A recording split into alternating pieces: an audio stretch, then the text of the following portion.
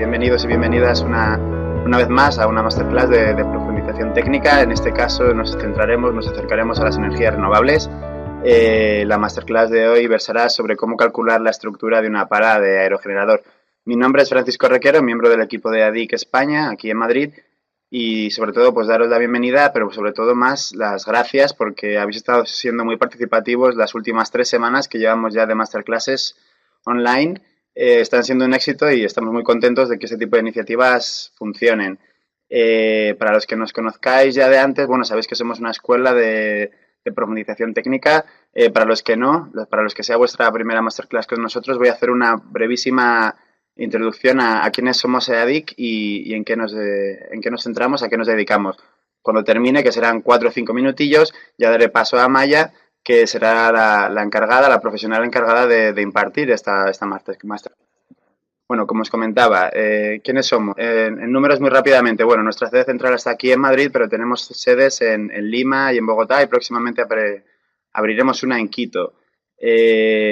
Tenemos alumnos de todas partes del mundo porque, como os decía, nuestra formación es eminentemente online, lo que hace que en muchas ocasiones os encontréis en las formaciones con personas de 42 países distintos, ¿vale? Nuestra formación abarca desde los másteres online, cursos de capacitación técnica, cursos presenciales in company, cursos cortos, cursos de posgrado, en todas las áreas que podéis imaginar de la energía, de la ingeniería, de la arquitectura, de las infraestructuras, etcétera.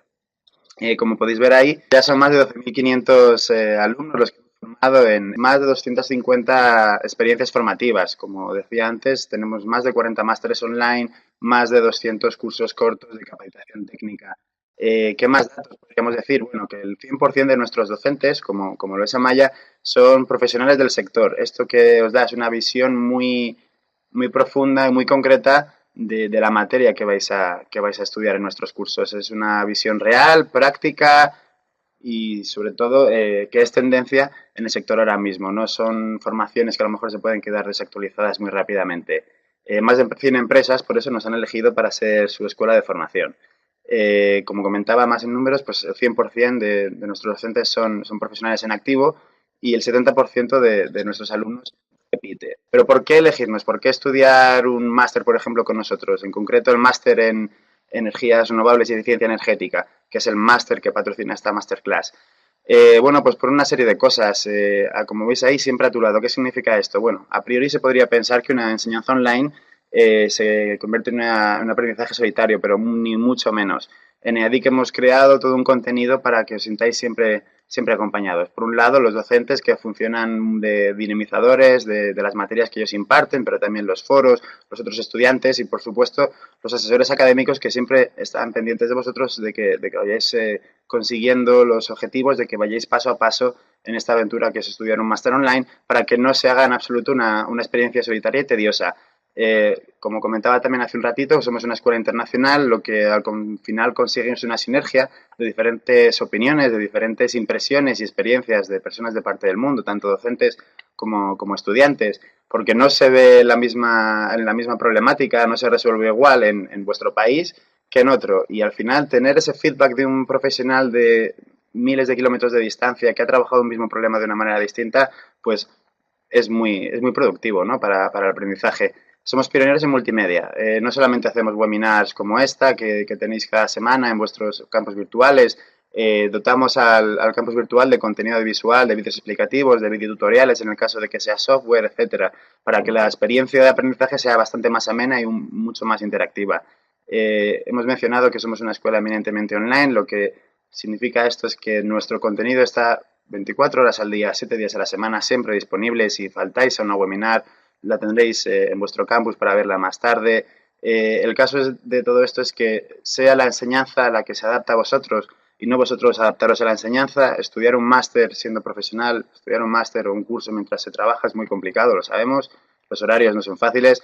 Hemos diseñado una metodología que permite que vosotros dispongáis de vuestro tiempo y que no sea la maestría o el curso la que imponga sus horarios a vuestra vida.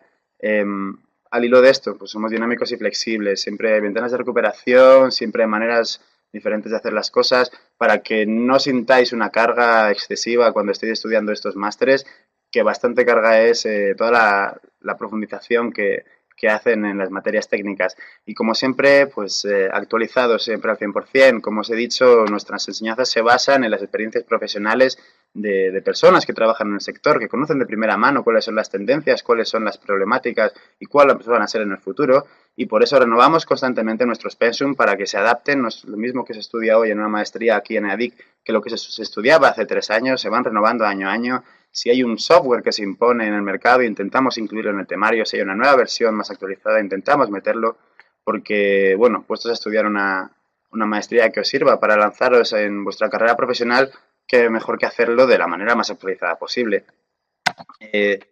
Somos una entidad que está en asociación con numerosas universidades, asociaciones y colegios, tanto de España como de Latinoamérica, pues, Universidad Católica de Murcia, UDIMA aquí en Madrid, pero otras universidades, Udalets, Universidad de Santo Tomás, Universidad Piloto de Colombia, etcétera, y numerosos colegios profesionales en varios países, incluyendo, por supuesto, esta gran alianza que tenemos con la Organización de los Estados Americanos, que ha sido muy fructífera en los últimos años. Las características, muy rápidamente, de un programa de maestría con nosotros son 12 meses, divididos en 8 módulos más un TFM.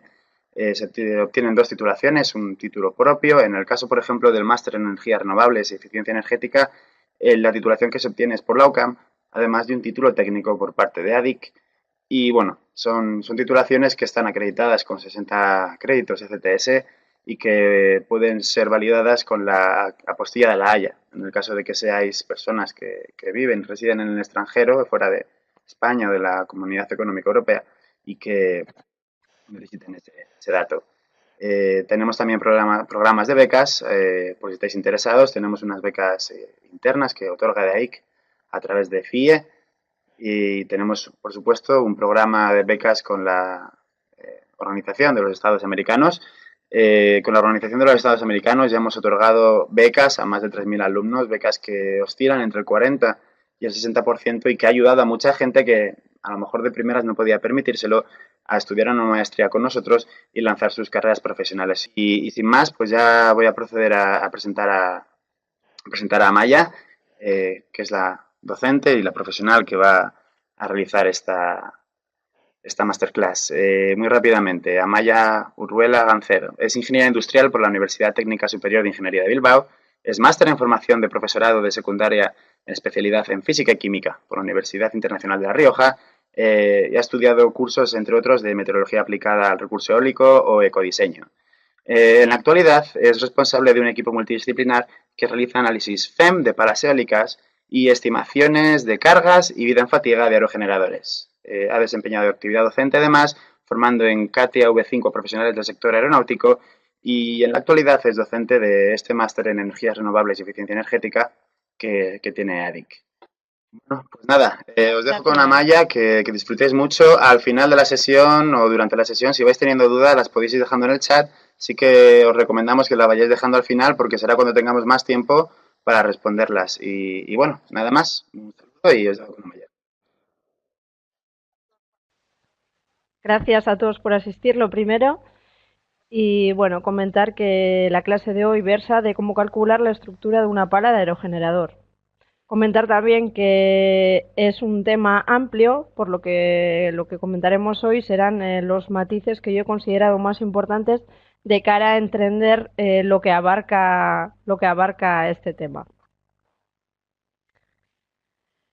Como puntos relevantes, me gustaría comentar que trataremos en un primer punto, que será el esquema del proceso de diseño de una pala, y comentar también que dentro del cálculo de la estructura de la pala nos vamos a centrar en el cálculo a cargas extremas, ya que el cálculo a fatiga, digamos, llevaría más tiempo y en una clase de 1 hora, digamos que no se podría tratar. El cálculo extrema me parece que es importante y por eso le he dado especial relevancia. En este primer esquema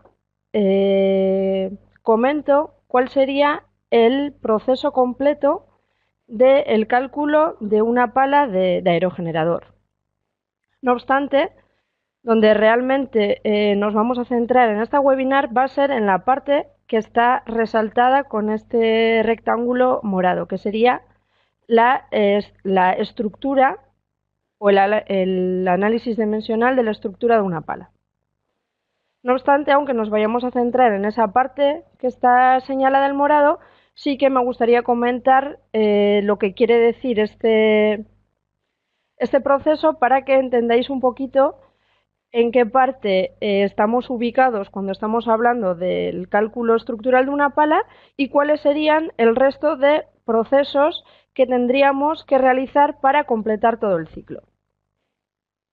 Primeramente, lo que necesitaríamos para comenzar el diseño de una pala de aerogenerador serían obtener unos ciertos datos de partida que comentaremos a continuación en la siguiente diapositiva.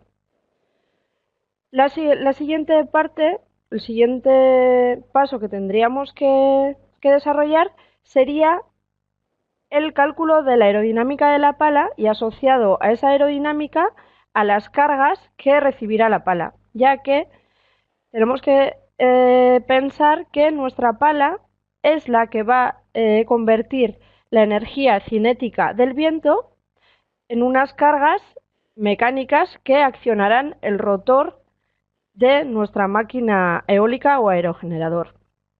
En ese proceso de conversión de energía, evidentemente nuestra pala recibirá unas cargas que posteriormente trasladará a la estructura completa de la máquina. Es por eso que este primer paso del cálculo aerodinámico de la pala es de especial importancia para la vida de la máquina completa, no solamente del elemento pala.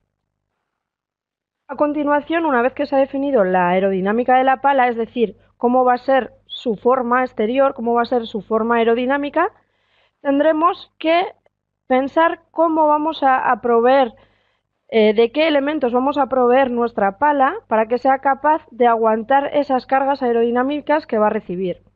Y no solamente cargas aerodinámicas, nuestra pala también tendrá que soportar cargas inerciales y gravitacionales, ya que evidentemente el rotor va a estar en movimiento, va a girar alrededor de su propio eje y debido a ese movimiento, a esa rotación, van a aparecer en la pala unas ciertas cargas inerciales y además gravitacionales, porque evidentemente nuestra pala va a estar sometida a su peso propio. Si pensamos en todas esas cargas, tanto las aerodinámicas como las inerciales como las gravitacionales, tendremos que proveer a nuestra pala de una estructura portante que le haga ser capaz de soportar todas esas acciones que va a recibir. Como ya he comentado, es en esa parte en la que nos vamos a centrar principalmente en nuestra webinar. Sin embargo, una vez que se ha definido esa estructura portante, el proceso de diseño de la pala va a continuar. ¿Por qué? Porque vamos a tener que llevar a la realidad esa estructura que hemos pensado para nuestra pala. Es decir, vamos a tener que pensar de qué manera vamos a llevar a la realidad esa estructura portante que hemos pensado. Es decir, cuántas telas de material compuesto vamos a tener que poner en cada parte de la pala para que se cumplan esas características estructurales que hemos pensado en nuestra estructura portante. Una vez realizado ese diseño de detalle, estaremos ya prácticamente en el fin del diseño de la pala y ¿cuáles serían los pasos que nos faltarían de completar para acabar ese diseño de pala? Pues estaríamos en la fase de certificación, fabricación de prototipos y ensayos. Es decir, nuestra pala, si queremos venderla, si queremos que sea apta para instalar en una máquina eólica, va a tener que estar sujeta a una certificación. Esa certificación se tendrá que dar en base a unas entidades certificadoras, como podría ser GL, ULD, WI, etcétera, y para ello tendremos que cerciorarnos de que cumplimos todos los requisitos que nos marcan esos cuerpos certificadores. ¿De qué manera podemos certificar que estamos cumpliendo esas características que nos están pidiendo los cuerpos certificadores? Pues, por ejemplo, haciendo ciertos ensayos que nos marcan esas normas de certificación. Pueden ser ensayos en prototipos, para eso tendremos que fabricar prototipos a tamaño real de nuestro diseño de pala, o también podrían ser ensayos de componentes, por ejemplo, de las uniones pegadas que existen entre diferentes partes de la estructura de la pala. Si finalmente cumplimos todos los requisitos que nos pide la norma y además hemos superado con éxito todos esos ensayos, finalmente obtendremos nuestro certificado de conformidad y nuestra pala ya va a poder ser instalada sin ningún problema en máquinas eólicas que posteriormente se van a ubicar en diferentes parques eólicos a lo largo del mundo. Este sería, digamos, el proceso completo del diseño de una pala. No obstante, me reitero, lo que vamos a tratar en esta webinar va a ser la parte que está marcada en el rectángulo morado, es decir, cómo calcular la estructura portante de una pala y en qué nos tenemos que basar. Como hemos comentado anteriormente, para empezar con este proceso, la primera parte sería la obtención de unos datos de partida, es decir, en qué nos vamos a basar, qué es lo que tenemos que cumplir. Pues digamos que estos 4 puntos que están marcados en la diapositiva serían los primeros 4 datos de partida o los más importantes en los que nos tenemos que fijar para comenzar nuestro proceso de diseño de pala. Primeramente nos tendríamos que fijar en el diámetro del rotor que queremos diseñar, es decir, cuál va a ser la superficie barrida que nosotros queremos considerar. Tenemos que pensar que dependiendo del recurso eólico que tengamos en cada parque eólico y basándonos también en la potencia eléctrica de salida que queremos generar, necesitaremos un diámetro de rotor mayor o menor. Comentar que la tendencia del mercado es cada vez a ir hacia diámetros de rotor mayores. Además, al hilo de lo que he comentado anteriormente, nos tendremos que fijar en la potencia nominal, es decir, ¿qué potencia quiero que tenga mi máquina? Evidentemente, la potencia nominal dependerá de lo que hemos comentado anteriormente, del diámetro del rotor o de la superficie barrida de la máquina y también del recurso eólico que tengamos en esa ubicación en concreto. Al hilo del recurso eólico, podemos hablar ya de clases de viento. ¿Qué clase de viento tenemos en nuestra ubicación? Eso, digamos, viene definido en la norma IEC 61400, que digamos es la Biblia de los diseñadores de máquinas eólicas. Pero, por comentar un poquito, para que conozcan un poquito más de lo que hablamos cuando comentamos el recurso eólico, básicamente en lo que nos tenemos que fijar es en la velocidad media del viento en esa ubicación, de la distribución de velocidades por bines de viento en esa ubicación, es decir, ¿cuáles son las velocidades de viento más habituales en las que el viento sopla en esa ubicación? A eso nos referimos cuando hablamos de distribuciones de viento. Y también nos tenemos que fijar en la intensidad de turbulencia, es decir, cómo de turbulento es el viento en esa ubicación.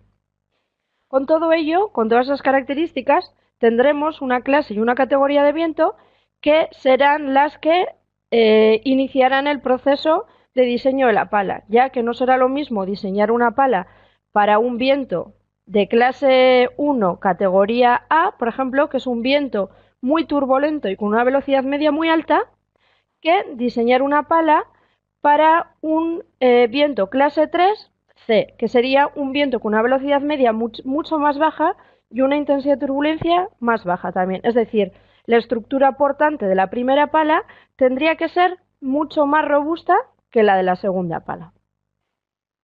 Y finalmente tendremos unos requisitos de cargas límite que no podremos exceder para garantizar la integridad estructural de nuestra pala.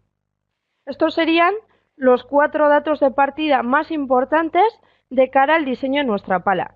Con esto no quiero decir que solamente existan estos 4 datos de partida, hay muchos más, como podría ser, por ejemplo, los requisitos a nivel acústico, porque si queremos ubicar parques eólicos en zonas cercanas a zonas habitadas, digamos, tendremos unos requisitos muy restrictivos a nivel de niveles acústicos. Tienen que ser palas que generen poco ruido. Pero bueno, digamos que esos datos son ya secundarios, por eso no los he puesto en esta diapositiva. En esta diapositiva hago un pequeño resumen de en qué nos tenemos que basar para cuál sería, digamos, el inicio del proceso de definición de la estructura portante de la pala. ¿Cuál es el origen? El origen es, digamos, el viento. Y el viento, evidentemente, lo tendremos que simular. Tendremos que simular de alguna manera, a través de algún software, cuáles serán las características del recurso eólico que tendremos en nuestra ubicación. Además, tendremos que simular también cuáles son las cargas que va a recibir nuestra pala por estar sometida a ese viento que hemos simulado ya. Pues en esta diapositiva comento un poquito cuáles son los softwares que existen hoy en día para la simulación del viento o del recurso eólico y de las cargas en el aerogenerador. Las cargas de viento normalmente se pueden generar a través de estos softwares que se comentan a continuación, que sería FAST, del Instituto Nacional de Energías Renovables de Estados Unidos, Bladed, de la certificadora DNVGL, o el HWC2 de la certificadora DTU. A través de estos softwares podemos primeramente simular el recurso eólico y a continuación simular las cargas que recibirá nuestra pala por estar sometida a ese recurso eólico. A continuación hablaremos un poquito más de estas simulaciones y qué datos tenemos que aportar a nuestro software para poder llevar con éxito esas simulaciones. En esta diapositiva hablamos un poquito de la simulación del viento, simplemente por comentar un poquito por encima, ya que no es propiamente dicho el cálculo estructural de la pala, pero bueno, es simplemente para entender de qué, digamos, cuál sería el origen de ese cálculo estructural y para poner un poquito en contexto todo lo que viene a continuación. Para simular el viento necesitaremos meter esta serie de input a nuestro software de simulación de viento. Necesitaremos meter velocidades medias y velocidades de referencia, es decir, velocidades medias del viento en esa ubicación y velocidades de referencia que son, digamos, asociadas a ráfagas. Es decir, cuál sería la velocidad que alcanzaría la mayor ráfaga que se alcance en una ubicación a lo largo de 50 años. A esto se le llama velocidad de referencia. Además, tendremos que meter la velocidad de V-in y de V-out, que serían las velocidades entre las cuales nuestra máquina está trabajando a velocidad nominal, es decir, a partir de qué velocidad mi máquina empieza a trabajar en la velocidad nominal y a partir de qué velocidad mi máquina deja de trabajar por cuestiones de seguridad. Tenemos que entender que las máquinas recibirán cargas proporcionales a la velocidad media del viento que están recibiendo. Es por eso que a partir de cierta velocidad media la máquina estará sujeta a cargas tan elevadas que su integridad estructural no estará garantizada. Es por eso que tenemos que parar nuestra máquina a través de ciertos mecanismos de parada para garantizar la integridad de su estructura.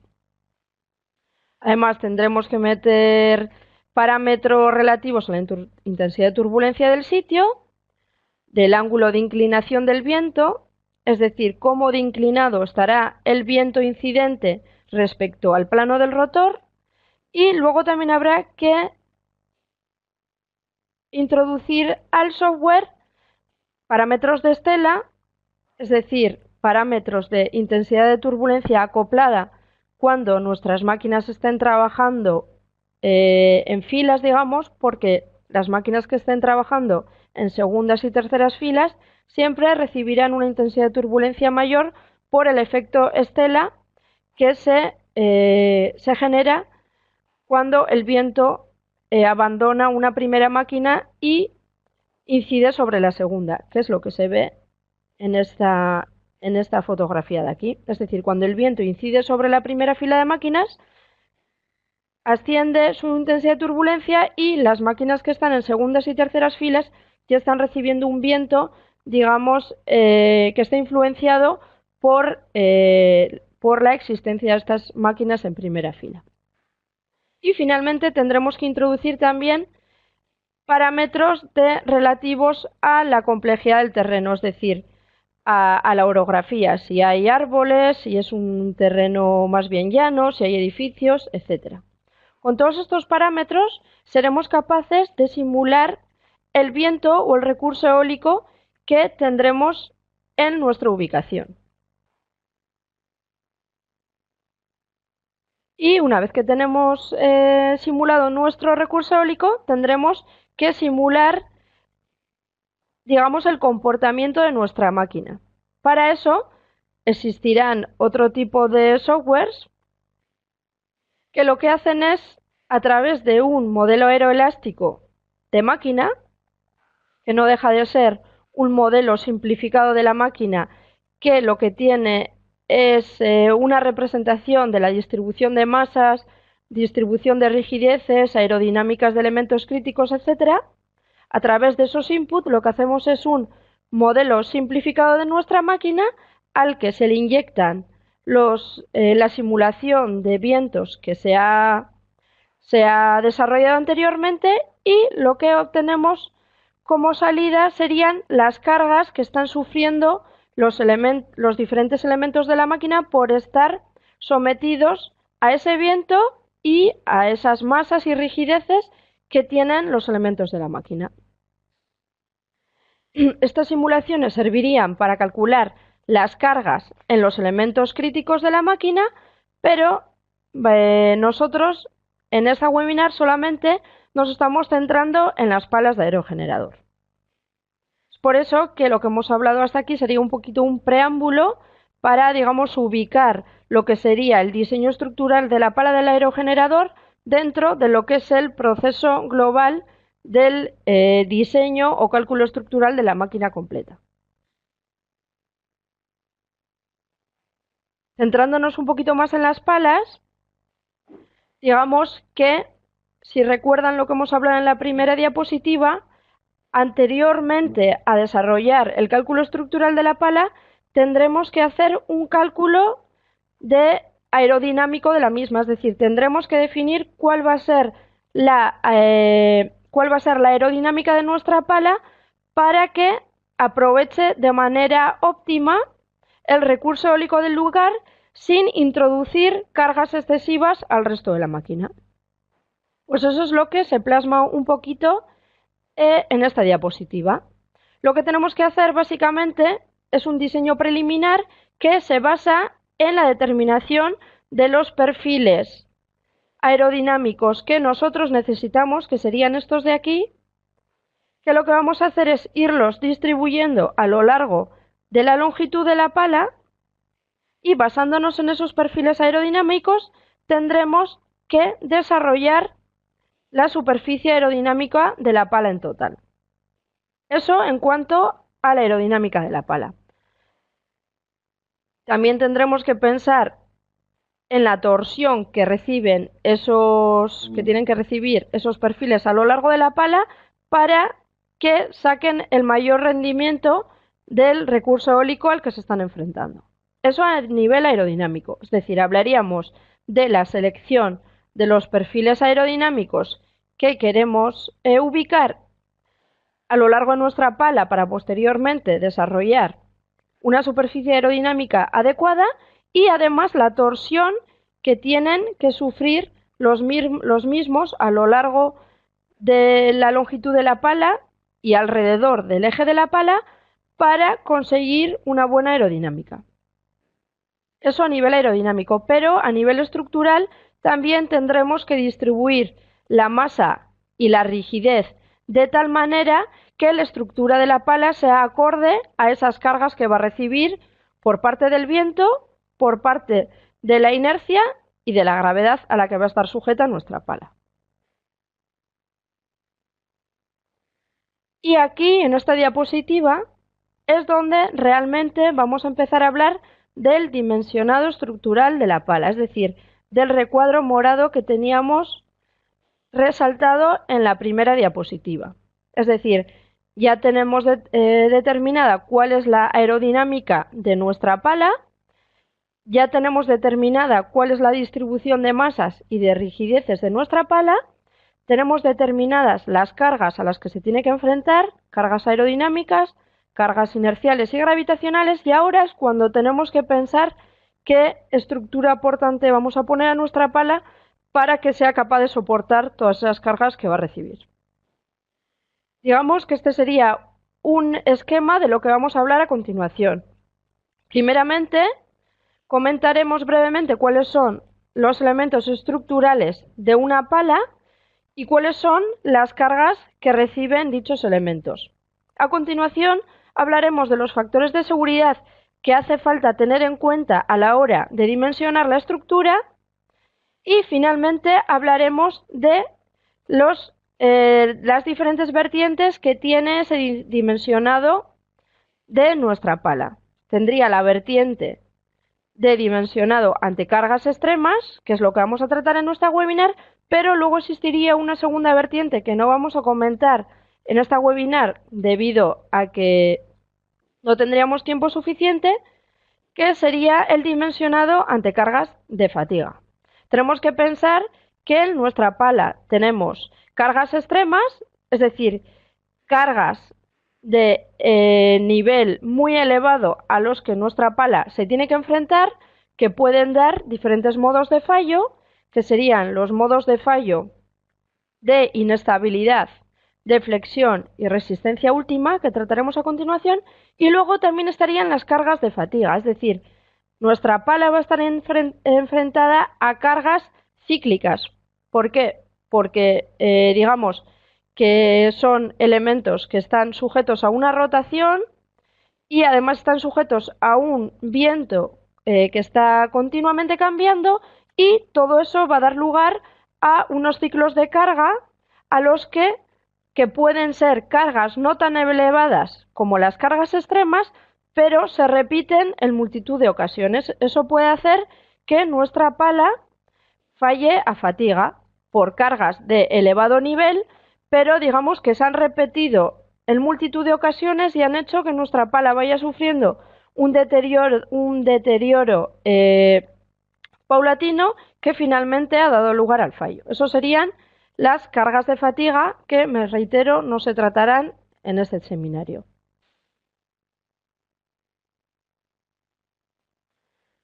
Comentando a grosso modo cuáles serían los elementos estructurales de una pala de aerogenerador, pues básicamente serían estos elementos. Aquí vemos una sección de una pala, es decir, hemos cortado una rebanada de nuestra pala, y ¿qué es lo que vemos? Vemos dos conchas que son las que proveen de forma aerodinámica a nuestra pala, es decir, son las que tienen la función de realizar, de hacer que nuestra pala vuele, lo mismo que vuelan las alas de los aviones, las palas también tienen que volar. Y las que, digamos, que cumplen esa función son las conchas, la concha superior o de succión y la concha inferior o de presión. Normalmente están fabricadas en fibra de vidrio y tienen zonas de paneles sándwich, que serían estas zonas de aquí. Las zonas extremas del borde de ataque y del borde de salida estarían compuestas de paneles sándwich, es decir, tendrían una parte de material compuesto de fibra de vidrio, luego tendrían un núcleo entre medias y posteriormente otras capas de material compuesto de fibra de vidrio. Embebidas en estas conchas tendríamos los caps, que serían estas zonas de aquí, que serían unas partes, digamos que serían como una especie de alfombras que se ponen en el centro de las conchas, embebidas en ellas, serían de laminado sólido, es decir, solamente tendrían telas de fibra de vidrio y resina, y lo que harían sería absorber las cargas en flap o cargas longitudinales que recibe nuestra pala al estar enfrentada al viento. Vamos a hacer un esquemita. Nuestra pala, digamos que es como una viga en voladizo. Vamos a poner aquí una viga en voladizo y le vamos a aplicar aquí unas cargas de viento. Evidentemente nuestra pala va a flectar de esta manera. Pues estas serían las cargas en flap. Esas serían las cargas que principalmente reciben nuestros caps, que estarían aquí. Y finalmente tendríamos las vigas de cortadura, que serían estas de aquí, que también estarían fabricadas a través de paneles sándwich de fibra de vidrio y de núcleo, y que se pegarían por estas zonas de aquí, por las zonas de los flancos, por estas zonas de aquí, se pegarían a los caps, por estas zonas de aquí. Es decir, las uniones entre las vigas de cortadura y los caps serían uniones pegadas. ¿Y cuál es la misión de estas vigas de cortadura? Pues digamos que entre las vigas de cortadura y los caps se generará el cajón estructural, que serían los encargados de absorber las cargas torsoras y axiales, y cortantes a las que está sujeta nuestra pala. Es decir, los caps absorberían las cargas en flap, el borde de ataque y el borde de salida serían los encargados de absorber las cargas en edge, es decir, las cargas que van en este sentido, porque vamos a pintar aquí un perfil así. Digamos que hay ciertas cargas que van en estos sentidos, y estas cargas están sustentadas por el borde de ataque y el borde de salida. Las cargas en flap estarían absorbidas por los caps, y las cargas torsoras y cortantes estarían absorbidas por las vigas. Bueno, entiendo que la nomenclatura es nueva, pero bueno, espero que se entienda.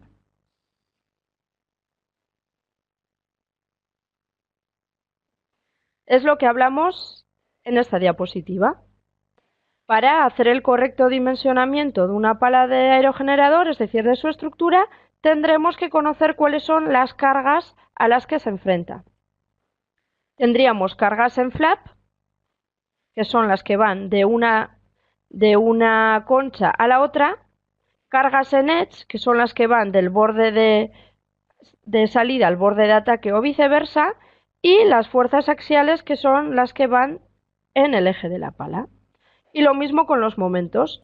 Tendríamos momentos en edge, es decir, momentos que intentan retorcer el borde de ataque o el borde de salida, momentos en flap, que son los que intentan comprimir y traccionar las conchas, y momentos torsores, que son los que intentan, digamos, retorcer el perfil aerodinámico de la pala. Digamos que el origen del cálculo estructural de la pala es la envolvente máxima y mínima de estas 6 componentes de cargas.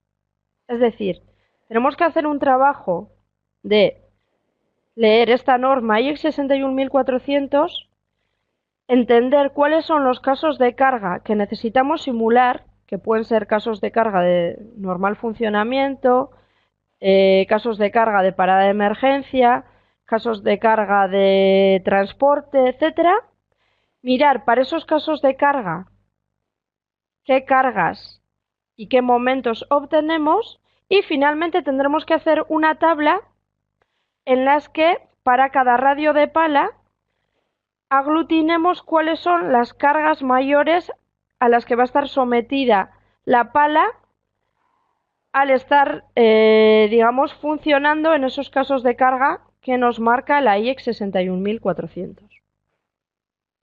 No es más que coger lo peor de lo peor en cuanto a cargas para las diferentes situaciones que va a estar viviendo la pala a lo largo de la vida. Es decir, nuestra pala, cuando esté en funcionamiento, va a tener que estar, va a sufrir diferentes situaciones. Va a vivir paradas de emergencia, es decir, imagínense que se cae un árbol en la red de distribución y nuestra pala, nuestra máquina eólica, no recibe cargas resistentes. ¿Eso en qué se va a traducir? Se va a traducir en que nuestro rotor se va a embalar. Va a rotar a una velocidad mayor a la normal. ¿Y eso en qué se va a traducir? En cargas inerciales mucho mayores en nuestra pala. Esa sería una de las posibles situaciones que puede vivir nuestra pala a lo largo de los 20-25 años de vida que se espera esté funcionando. También puede estar sometida a cargas de flap muy grandes porque se tiene que enfrentar a una ráfaga de viento tremenda. Tienen que pensar que las cargas de viento vienen más o menos de este lado y lo que hacen es traccionar esta concha y comprimir esta. Traccionar esta de aquí abajo, la concha de presión, y comprimir la de arriba. Esa sería otra de las posibles situaciones a las que se tiene que enfrentar nuestra pala. Es decir, no solamente un embalamiento del rotor, que serían cargas en edge muy grandes, porque entiendan que nuestra pala está rotando, está moviéndose de esta manera cuando la velocidad del rotor omega es muy grande. Esta velocidad omega por R sería esta mucho mayor, entonces serían cargas muy grandes en edge. Esta sería uno de los posibles casos de carga. Y el segundo posible caso de carga, entre los múltiples que hay que considerar a la hora de diseñar la pala, sería una ráfaga de viento con una velocidad media de viento muy alta. ¿Eso en qué se traduciría? Pues en momentos de flap muy grandes, es decir, la concha de presión va a estar muy traccionada y la concha de presión muy comprimida. ¿Con esto qué es lo que quiero que entiendan? Pues que la pala va a tener que estar dimensionada para que sea capaz de soportar todas esas posibles situaciones a las que se va a tener que enfrentar a lo largo de su vida, no solamente al normal funcionamiento de la pala. Sería el normal funcionamiento y todo el resto de situaciones que se pueden dar a lo largo de la vida.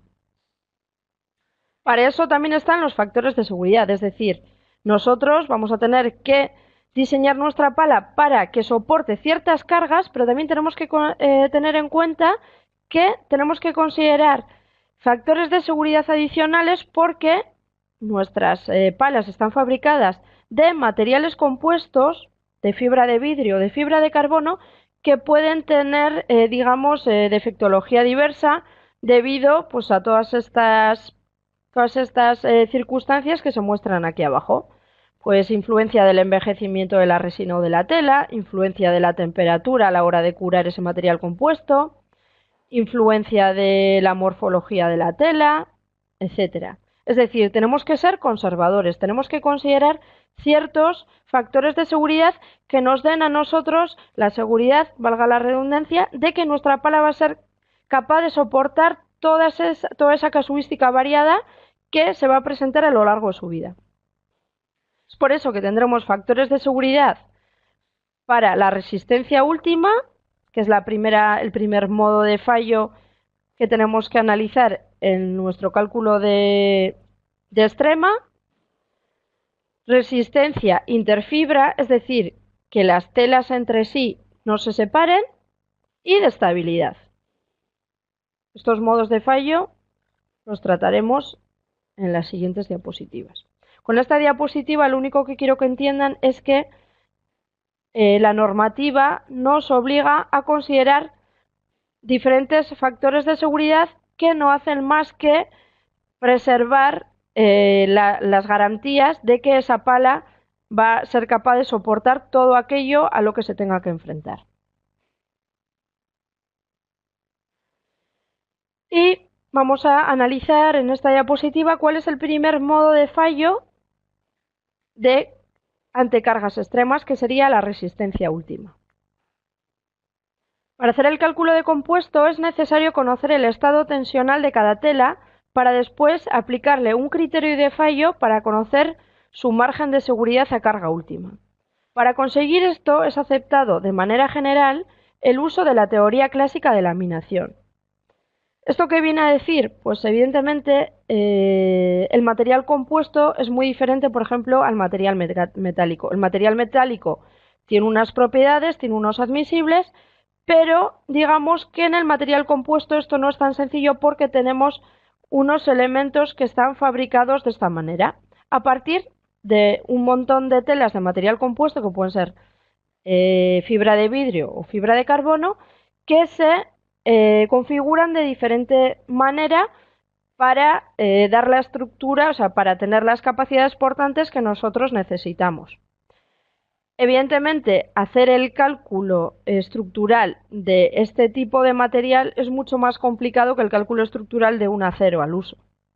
Es por eso que necesitamos hacer simplificaciones. Y para eso nos basaremos en la teoría clásica de laminación. ¿Qué es lo que dice la teoría clásica de laminación? Pues dice que a partir de la carga extrema externa a la que está sometido el laminado, es decir, nosotros le vamos a aplicar una carga Q a este laminado, a través de la teoría clásica de laminación podemos conocer las cargas internas que va a recibir cada una de estas telas en sus direcciones principales. Es decir, nosotros le aplicamos una carga externa Q a todo este laminado y a través de la teoría clásica de laminación obtendremos las cargas internas, las cargas QI, en las direcciones principales de cada una de estas telas. ¿Cuándo consideramos que el laminado, es decir, que toda esta estructura de aquí ha fallado? Pues lo consideraremos fallado cuando la primera tela alcance el criterio de fallo, es decir, analizaremos todas las telas que componen el laminado. Hay muchísimos criterios de fallo a considerar, pero normalmente sí que es verdad que la industria eólica ha heredado muchísimas cosas de la industria aeronáutica. Normalmente lo que se considera es el criterio de Chaibou, que lo que hace es definir una envolvente de fallo que lo que viene a decir es que si nuestro estado tensional queda dentro de esa envolvente parabólica, nuestro laminado no va a fallar, y si queda fuera de esa envolvente parabólica, nuestra tela y nuestro laminado, en consecuencia, habrá fallado. Adicionalmente, una de las agencias certificadoras, como es GL, pide que se verifique independientemente el fallo de fibra y el fallo de la resina. Para eso no podemos valernos del criterio de Chaibou, ya que el criterio de Chaibou no hace esa distinción. Lo que tendremos que hacer es fijarnos en el criterio de Puck, que es otro criterio de fallo como otro cualquiera. Sí que es verdad que en algunos casos el criterio de Chaibou es más permisivo que el de Puck, y puede ser al revés, que el criterio de Puck sea más permisivo que el de Chaibou, que es lo que vemos en estas imágenes. Ya ven que la envolvente de fallo es muy diferente para el criterio de Chaibou, que sería digamos la envolvente azul, y la envolvente amarilla sería la de Puck. Por ejemplo, un estado tensional que quede por aquí sería fallo para el criterio de Chaibou, porque queda para el criterio de Puck, perdonen, porque queda fuera de este perímetro amarillo, pero no sería fallo para el de Chaibou porque queda dentro. Y puede ocurrir lo contrario. Por ejemplo, aquí tendríamos fallo para Chaibou, pero no tendríamos fallo para Puck. Es por eso que tendremos que mirar esos dos criterios de fallo. Cuando decimos que tenemos una estructura suficientemente dimensionada, pues cuando todos los márgenes de seguridad de todas las telas sean mayores que 0. Eso es lo que a nosotros nos da garantías de que nuestra estructura está bien dimensionada. Además, En resistencia última también tendremos que analizar nuestros T-bolt, que son los pernos que unen nuestra pala al buje del aerogenerador. Lo que se hace en este caso, como son elementos de material metálico, es mucho más sencillo, porque lo único que tenemos que hacer es mirar la sección más pequeña del T-bolt, ¿cuál es? Calcular cuál es la carga máxima axial que hay en esa sección, dividirla por la sección neta, y con eso lo que tendremos será la tensión máxima axial que está sufriendo ese perno. Si esa tensión es menor que la tensión de fluencia del material, pues entonces digamos que estemos cubiertos. En este ejemplo del cálculo de los T-volt es donde se ve la gran diferencia de calcular en una estructura metálica o una estructura de material compuesto. Digamos que la estructura metálica es mucho más sencilla. El siguiente criterio de fallo que tendremos que estudiar en el cálculo ante cargas extremas sería la inestabilidad. ¿Qué es la inestabilidad? Pues la inestabilidad es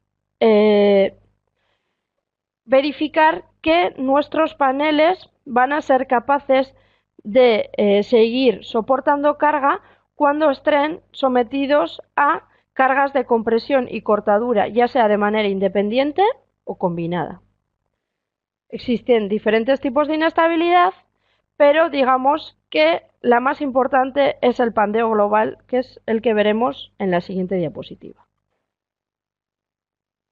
Digamos que aquí la pala ha sufrido un pandeo global y no es capaz de soportar más carga en esta zona. Como pone en esta frase, la inestabilidad más importante que se estudia en todos los elementos es el pandeo global, que se produce cuando el elemento estudiado no es capaz de soportar la carga que tiene aplicada y se sale del plano, es decir, se le forman una especie de bultos, ya sea hacia adentro o hacia afuera. En ese caso, el elemento no es capaz de soportar la carga que tiene aplicada y se sale del plano, provocando, si la estructura no tiene caminos para distribuirse, un fallo global en la estructura, que es lo que se ve aquí. El pandeo es un modo de fallo influenciado por la geometría y por las características elásticas del laminado. Lo que hacemos para calcularlo es calcular las cargas máximas admisibles que puede soportar nuestro laminado, ya sea a compresión, flexión y cortadura, y lo que hacemos es compararlo con las cargas que está recibiendo esa pala en la realidad. Es decir, ¿qué son mayores, las cargas que está recibiendo mi pala o las cargas admisibles de la misma? Existirían otro tipo de pandeos, pero serían pandeos locales, que serían este tipo de pandeos de aquí, que no serían tan importantes como el pandeo global. Háganse a la idea de que muchas veces estos pandeos locales no se analizan. Sin embargo, la estabilidad global o el pandeo global siempre hay que estudiarlo, ya que es un modo de fallo crítico. Y finalmente, esta sería ya la última diapositiva de la webinar. El último modo de fallo que tenemos que analizar para dimensionar nuestra pala ante cargas extremas será la deflexión, es decir, cuánto está flectando nuestra pala por estar sometida a las cargas, al envolvente de cargas que hemos comentado anteriormente.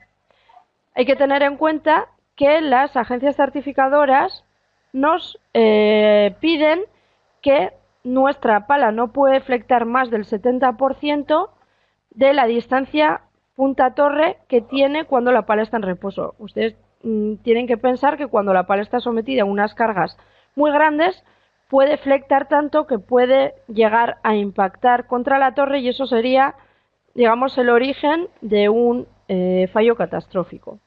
Para evitarlo, tal y como se comenta en esta última frase, lo que tendríamos que hacer sería reforzar la zona de los caps, que ya, como hemos comentado anteriormente, serían los elementos estructurales de la pala que se encargan de absorber esas cargas en flap, para conseguir que, aportando una ganancia de masa pequeña, consigamos una deflexión más baja de la pala y, en consecuencia, garantizaríamos ese fallo no catastrófico. Bueno, pues hasta aquí son las 7 en punto. Hasta aquí llegaría la presentación. Y ahora, digamos, Sí, muchas gracias, Amaya. Como dices, ha sido justo 7 en punto. El tiempo muy ajustado. Y muchas gracias sobre todo por todo este aprendizaje y toda esta parte de tu experiencia y tu conocimiento en el campo. Y sin nada más, como comentaba antes, la próxima masterclass ya será el lunes que viene. Versará sobre el máster de infraestructuras ferroviarias, concretamente el diseño de y alzado de una infraestructura ferroviaria. Una vez más, daros las gracias a todos por asistir, a todas por asistir, y nos despedimos hasta la siguiente. Un saludo. Hasta luego.